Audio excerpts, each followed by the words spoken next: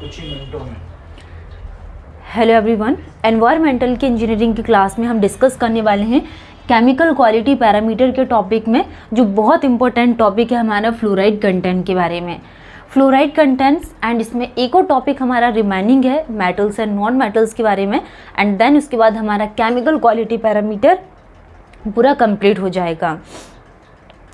Next हम यहाँ पे बात करेंगे न्यू टॉपिक्स के बारे में।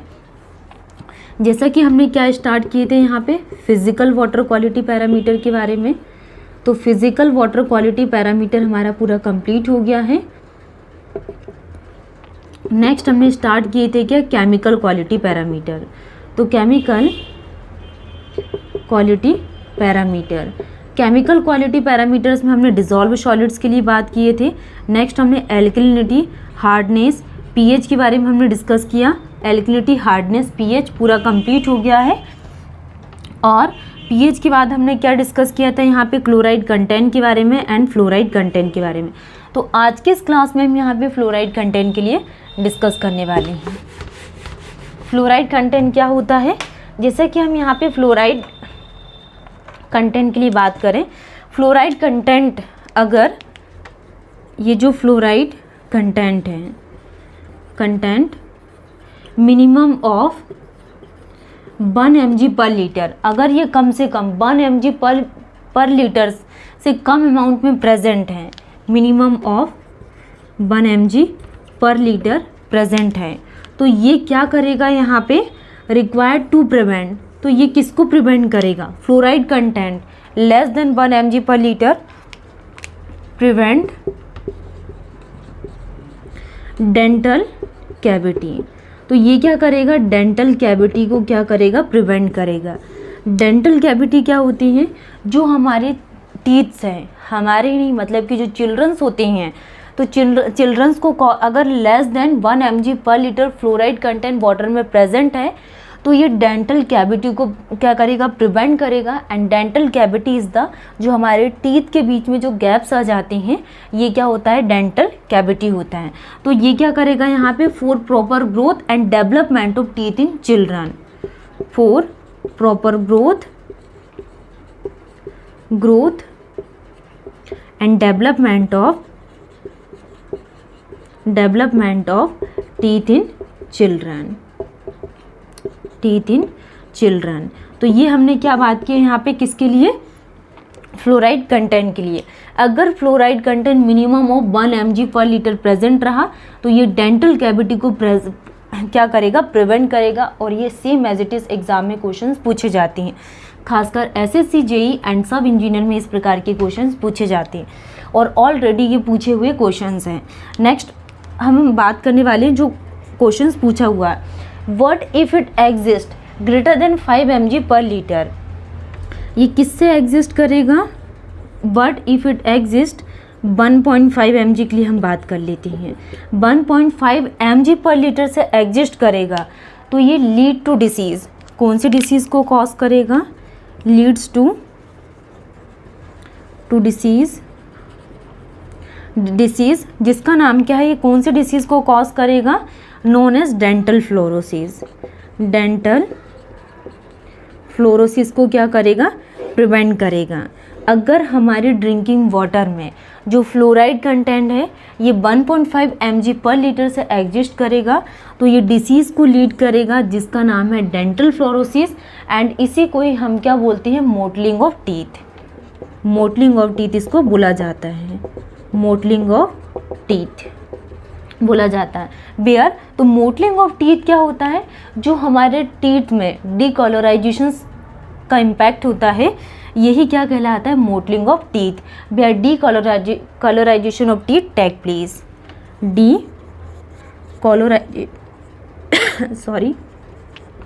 Decolourisation of teeth take place, decolourisation of teeth take place.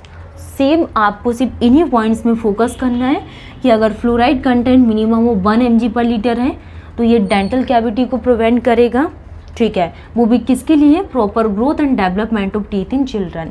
Next अगर ये 1.5 mg पर लीटर से एग्जिस्ट कर रहा है तो ये डिसीज़ को कॉज करेगा जिसका नाम है dental fluorosis, and dental fluorosis is also known as mottling of teeth, and mottling of teeth क्या होता है, decolorization of teeth take place.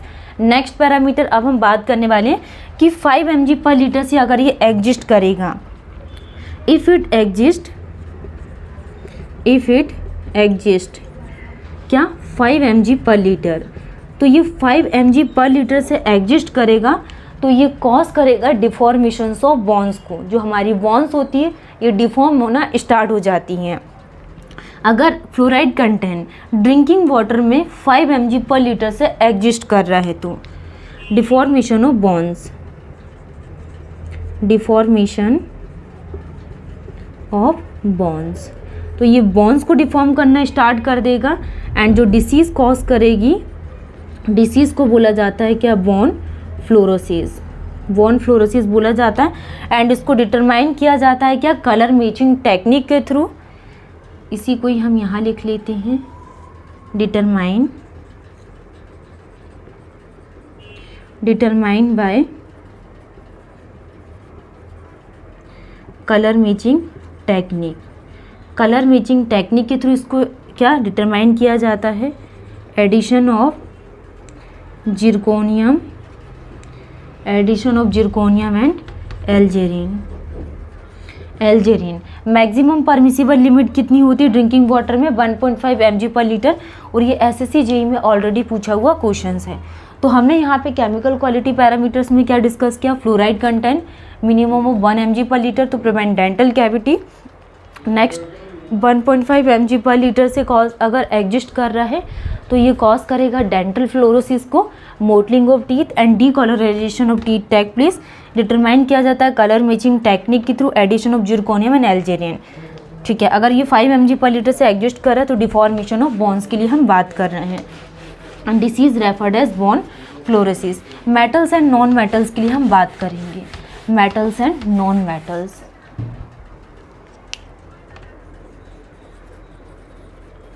Metals and non metals, ठीक है। तो मेटल्स एंड नॉन मेटल्स के लिए अगर हम बात करें तो ये दो टाइप के होते हैं, metals and non metals. First is the toxic and second is the non toxic. First क्या होता है, टॉक्सिक, एंड सेकंड क्या होता है, नॉन टॉक्सिक। तो टॉक्सिक क्या होता है, नॉन टॉक्सिक क्या होता है, इन पैरामीटर्स में हम बात करेंगे। तो मेटल्स एंड नॉन मेटल्स को दो पार्ट में डिवाइडेड किया गया, टॉक्सिक और नॉन टॉक्सिक। और जो भी टॉक्सिक में होता है ये क्या करता है, डैमेज करता है, damage is central nervous system. क्या, central nervous system. Central nervous system को डैमेज करता है, does not cause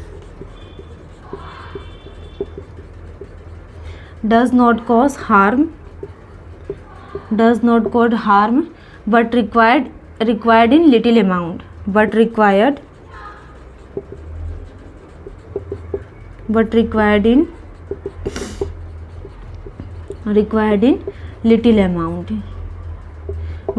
in little amount। तो damages central nervous system and carcinogenic। ये क्या होता है,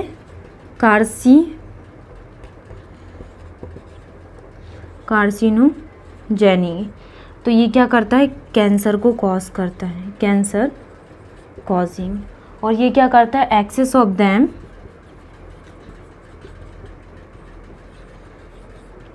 कैन लीड टू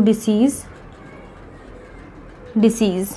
एग्जाम्पल के लिए Fe3+ iron, manganese 2+ and Cu2+, calcium 2+ and sodium plus और मैग्नीशियम 2+। और इसमें क्या आ जाएगा, आर्सेनिक, मरकरी, कैडमियम और क्रोमियम। तो ये क्या होता है, यहाँ पे मेटल्स एंड नॉन मेटल्स में हमने डिस्कस किए 4 फॉर्म्स के बारे में। जैसे कि आर्सेनिक हो गया, मरकरी, कैडमियम, क्रोमियम। तो आज के इस क्लास में हमारे फिजिकल वाटर क्वालिटी पैरामीटर्स पूरे कंप्लीट होते हैं। एंड नॉन मेटल्स और नॉन मेटल्स में हमारा एक और टॉपिक बचा हुआ है आयरन और मैग्नीज के बारे में, जो ये भी इंपॉर्टेंट पैरामीटर्स है, इससे एग्जाम में क्वेश्चंस पूछे जाते हैं। इसको हम यहाँ पे नेक्स्ट क्लास में कवर करेंगे। तो आज की क्लास को हम यहीं पे स्टॉप करते हैं। Thank you.